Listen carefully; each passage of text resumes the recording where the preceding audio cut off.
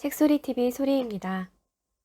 이번 책 코로나 이후의 세계의 낭독편에서는 코로나 이후의 미래에 대한 우리의 관심이 왜 중요한지를 이야기한 첫 번째 챕터와 저자의 이전 불황시대의 경험과 각 분야 미래 전망을 전반적으로 간략하게 정리한 마지막 챕터, 그리고 마지막으로 독자들에게 전하고자 하는 메시지를 담은 에필로그를 읽어보도록 하겠습니다. 오늘도 책 한 스푼. 먼저 1장, 코로나 이후의 미래입니다. 지난 2달간 벌어진 일들이 흡사 2001년 9.11 테러 사태와 닮았다는 생각이 들었다. 코로나19로 사람들은 마치 9.11 사태 때와 같은 두려움에 사로잡혔다. 시간이 지날수록 여행을 가거나 밖에 나서길 두려워하고 있다. 사태가 좋지 않게 끝날 것만 같은 기분이 들기도 한다. 하지만 결정적으로 두 사건 사이에는 몇 가지 중요하고도 긍정적인 차이가 있다. 오늘날 경제는 이러한 혼란에도 불구하고 더 큰 기회를 얻을 가능성이 있다. 쇼핑과 소비가 전자상거래로 이루어지기 때문이다. 미국 경제의 70% 이상이 민간 소비로 견인된다는 점에서 이는 매우 중요하다. 꼭 필요하지 않은 대면 서비스 직업은 대체로 위태로우며 이 직업들은 사라질 것이다. 이와 반대로 언택트 직업과 공급망과 관련된 직업은 좀 더 생겨날 텐데 이러한 과정은 일정 기간 계속될 것이다. 생각지도 못했던 분야의 직종이 우후죽순 생겨날 준비를 하고 있다. 또 다른 긍정적인 변화는 사람들이 비즈니스 기술의 발전과 혁신 덕분에 원격으로 업무를 볼 수 있게 된 점이다. 직업의 미래에 대한 강연에서 나는 종종 고객이나 청중들에게 수십 년이 지나 아이들이 옛날에는 직업과 삶이 어땠는지 묻는 상황이 벌어질 거라고 얘기한다.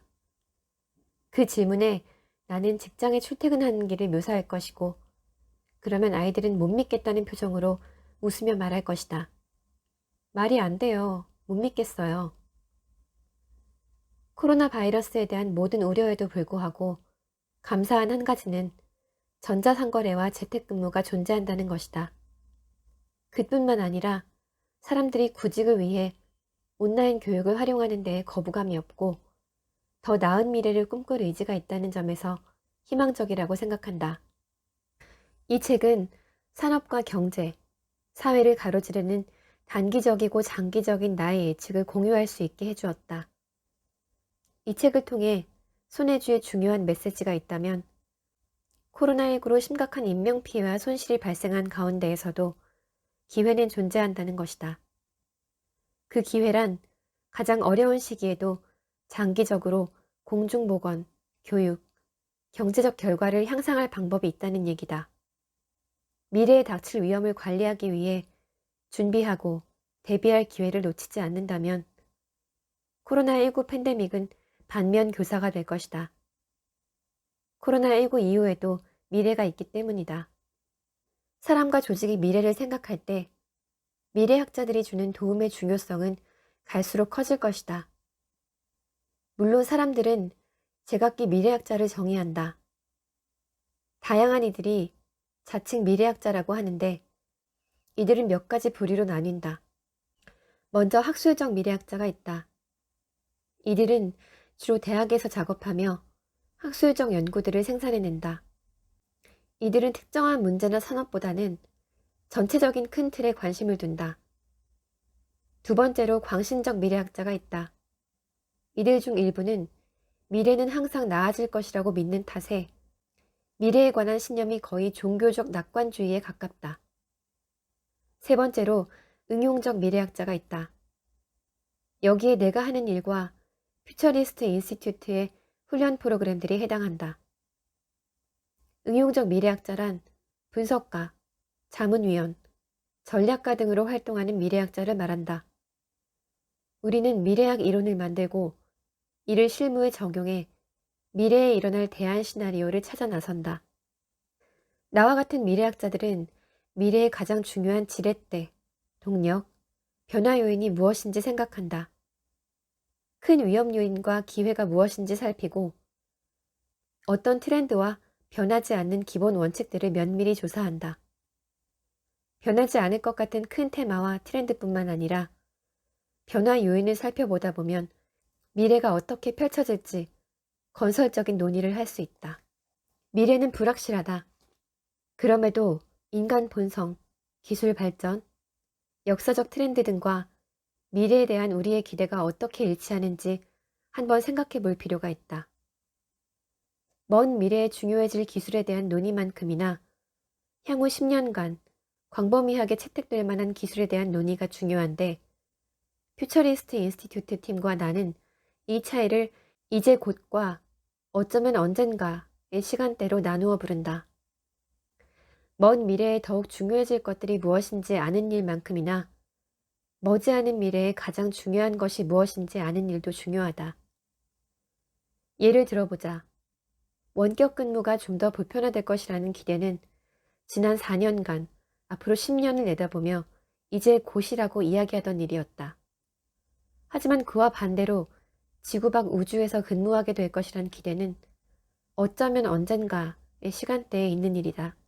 사실 원격 근무에 대해서 어쩌면 언젠가로 논의하는 토론을 줄이는 것이야말로 기업이나 조직이 이를 받아들이는데 중요한 역할을 한다. 트렌드와 기술을 중심으로 한 장기 분석과 전략 기획은 점차 더욱 중요해질 것이다. 그렇기에 장르를 생각한다면 미래학자는 점점 더 중요한 전문직이 되지 않을까? 오늘도 책 한 스푼. 19장 불황의 미래. 2001년 경기 불황에 휩싸인 후 나는 경제학자가 되었다. 과거에 나는 경제학자가 아니었다. 경제를 잘 몰랐기 때문에 지난날 입지가 좋지 못했다. 20여 년이 흐른 지금 나는 경제학자이자 금융미래학자가 되었다. 내가 하는 일의 대부분은 금융 시스템을 분석하고 미래를 장기적으로 구성하는 요소들을 파악하는 것이다. 내 생각에 2001년 찾아온 경기 불황이 지난 20년 동안 내 인생에까지 그림자를 드리웠던 것 같다. 그리고 이제는 2020년에 찾아온 경기 불황을 보며 또 한 번 향후 20년간 드리울 그림자에 대해 생각하고 있다. 기본적으로 나는 코로나19 팬데믹의 경험으로 많은 사람이 의료 분야와 같이 경기 불황의 강한 산업들로 이동해 갈 것이라고 예상한다. 좀 더 깊이 있는 분석으로 들어가기에 앞서 나의 이야기를 나눠보고자 한다. 햇볕이 좋은 1999년 봄날이었다. 나는 버지니아 대학에서 경제학 수업을 듣고 강의실을 막 걸어 나오고 있었다. 아름답고 역사적인 중앙 잔디 위로 떨어지는 햇살을 맞으며 한동안 서 있었다. 온 세상은 평안해 보였다. 당시 나는 학부 과정을 마칠 즈음이었고 노스캐롤라이나 대학 채플힐 캠퍼스에 독일어 석사 과정에 합격한 상태였다. 학비, 건강보험료, 생계비 등 모든 것을 지원받았다. 대학원생으로서 엄청난 규모의 혜택이었다. 게다가 비슷한 학위 프로그램에 있던 친구들은 모두 졸업하자마자 6개 컨설팅 회사로 각자 자리를 잡았다. 당시는 닷컴 버블이 최고조였던 시기로 미국 역사상 일자리 전망이 가장 좋았다. 나 역시 원하는 민간 부문 일자리를 쉽게 구할 수 있으리라 생각했다. 당시 나는 2가지 선택지를 두고 어떻게 해야 할지 고민 중이었다. 난 학생인 것이 좋았다. 더 많은 것을 배우고 싶었다. 그렇다면 대학원에 진학하는 것이 더 맞는다고 생각했다. 한편 또 한 가지 머릿속에 든 생각은 경제가 이렇게 잘 풀린다면 한두 해가 지난 후에는 얼마나 찬란한 미래가 펼쳐질까 하는 것이었다. 그때쯤이면 난 석사 학위가 있을 테고 그러면 난 돈을 더 벌 수 있으리라 확신했다. 이게 내 인생의 첫 번째로 멍청한 생각이었다. 난 경제학자처럼 생각하지 못했다. 나는 경기순환을 알지 못했고 해가 뜨고 나면 반드시 또 지기 마련이라는 것을 알지 못했다. 경제가 뒤통수를 치리라고는 생각도 못하고 있었던 것이다. 나는 대학원에 등록했고 석사학위를 받았다. 그리고 취업시장에 들어갔을 때가 2001년 봄이었다. 그 2년이 만들어 놓은 차이가 모든 것을 바꾸었다. 2000년 가을만 해도 연봉이 1억 달러, 1억 5천만 달러 혹은 2억 5천만 달러의 보너스까지 주던 회사들이 이제는 유행이 지났다는 듯 직원들을 해고했다. 나는 1999년이나 2000년에 기업으로부터 서면 제의를 받은 사람들을 만났고 그 후 기업에서는 1, 2년 동안 채용을 연기했다. 그리고 채용이 영구적으로 연기되면서 많은 이들이 실제로 그 일자리들을 얻지는 못했다. 지금 괜찮으면 내일은 더 괜찮아질 거야. 이것이 나의 두 번째 멍청한 생각이었다. 이것은 내가 비즈니스 경제학자가 되기 이전에 배웠던 교훈이고 경제학자가 아닌 이들과 공유하는 경제에 대한 가장 중요한 생각이기도 하다. 가장 멍청했던 생각은 황소는 절대 뒤돌아보지 않는다는 것이다. 1997년 7월 12일 스페인 팜플로나에서 있었던 일이다. 자세한 이야기는 다음에 하기로 하겠다. 많은 이들이 황소는 절대 뒤돌아보지 않으리라는 믿음을 가지고 있다. 불황 속에서도 오르는 주식은 계속 오를 것이라고 믿는 것이다. 나 역시도 같은 생각을 했다. 경제가 이렇게 잘 풀린다면 한두 해가 지난 후에는 얼마나 찬란한 미래가 펼쳐질까.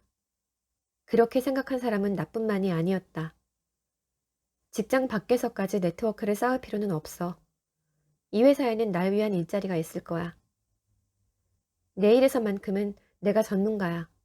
추가 연수를 왜 받아야 하지? 내일을 대체할 사람은 없을걸. 회사가 여기저기에서 사람들을 해고하고 있어. 하지만 괜찮아. 난 없어서는 안 될 인재거든. 나는 회사에 잘 박혀 있다가 불황이 지나갈 때까지 기다리면 돼. 많은 이들이 자기도 모르게 이러한 태도를 지니고 있는데 슬픈 사실은 이런 태도로는 경기 하강기에 결코 안전하지 못했다는 것이다. 황소만을 믿고 있다가는 10중 8구 그 뿔에 바칠 것이다. 선택지를 가지는 것 자체가 게임의 룰이다. 경기 침체는 선택지를 빼앗기 때문에 새로운 선택지를 만들 궁리를 해야 한다.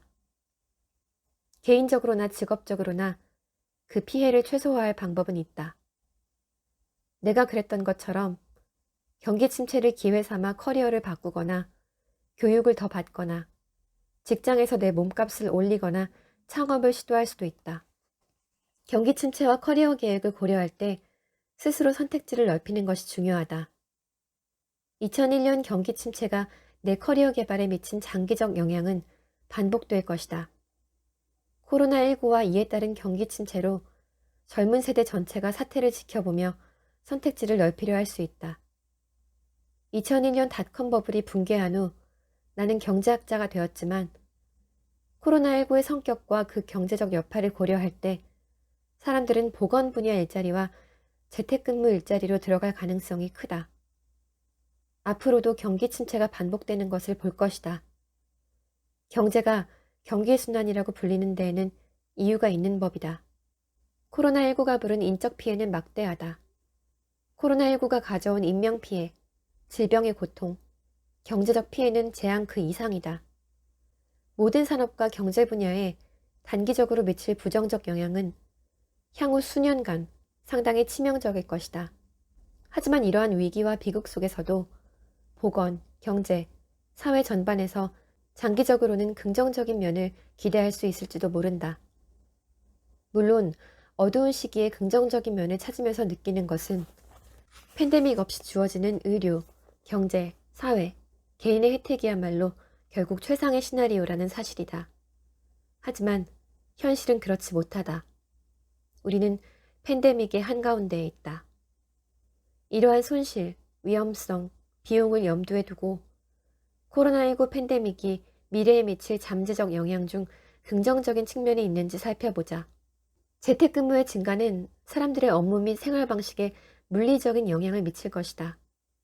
오랫동안 추세를 그리며 성장했는데 코로나19 팬데믹은 재택근무 확산을 확 앞당긴 결정적 분기점이 되었다. 온라인 교육의 확대는 자신의 직업 및 직업 선택권과 미래의 잠재적 소득을 포함하여 사람들의 업무 및 직장 생활에 실질적인 영향을 줄 수 있다. 학위나 인증 프로그램 수료처럼 대학 교육을 받는 사람들이 늘어날 전망이다. 게다가 홈스쿨링을 하는 학생의 수도 늘어나고, 그렇게 되면 홈스쿨링이나 온라인 교육을 고려하지 않던 이들에게 기회가 될 수 있다. 의료 분야 쏠림 현상도 예측 가능하다. 교육, 투자 및 정책을 통해 전반적인 공중보건 상황이 개선될 수 있다. 의료 및 보건 분야를 선택하는 이들은 늘어날 것이다. 향후 의료기기 및 개인용 의료 보호구의 공급 부족 위험성을 줄이기 위해 미국 내 의료 공급망을 정비하고 확보하려고 할 가능성이 크다. 게다가 우리는 코로나19 팬데믹으로 개인의 건강 상태에 대한 인식이 높아졌다. 이 같은 인식은 장기적으로 변화를 가져올 것이다. 에너지 소비 및 탄소 배출 절감은 한동안 이어질 것으로 보인다.